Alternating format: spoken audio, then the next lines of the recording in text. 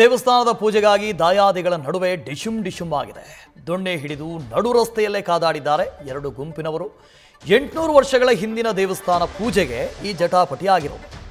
ರಾಯಚೂರು ಜಿಲ್ಲೆ ಸಿರವಾರ ತಾಲೂಕಿನ ರಂಗನಾಥ ದೇವಸ್ಥಾನ 6 ವರ್ಷಗಳಿಂದ ಪೂಜೆಗೆ ದಾಯಾದಿಗಳ ನಡುವೆ ತಕರಾರಾಗ್ತಾ ಇದೆ, ಜಗಳ ಆಗ್ತಾ ಇದೆ. ತಾತನ 2 ಹೆಂಡತಿಯರ ಮಕ್ಕಳಿಂದ ಜಟಾಪಟಿ.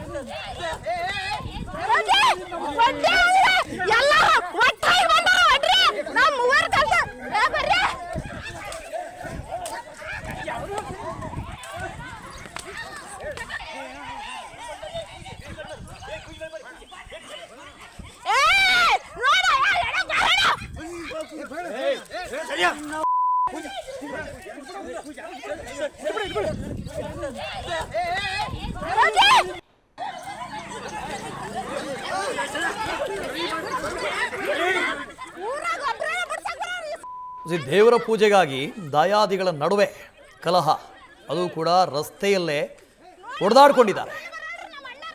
800 ವರ್ಷಗಳ ಹಿಂದಿನ ದೇವಸ್ಥಾನ ಅಂತ ಇದೆ, ಯಾರು ಪೂಜೆ ಮಾಡಬೇಕು ಅನ್ನೋ ವಿವಾದ ಈ ಹಿಂದಿನಿಂದಲೂ ವಿವಾದ ಆಗ್ತಾನೆ ಇದೆ.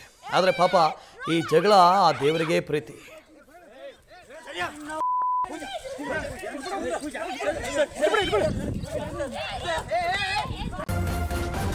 ನ್ಯೂಸ್ ಫಸ್ಟ್, ನಿರ್ಭೀತಿಯಿಂದ ನಿಮ್ಮ ಪರವಾಗಿ.